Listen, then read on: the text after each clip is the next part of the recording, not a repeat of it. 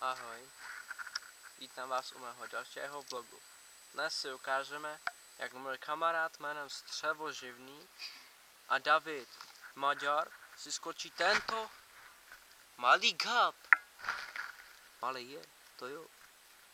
Ale oni ho prý preletěj až tam, tam.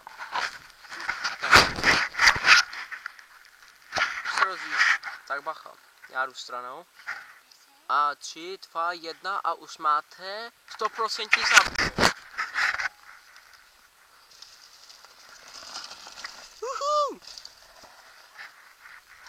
Thank you, penis.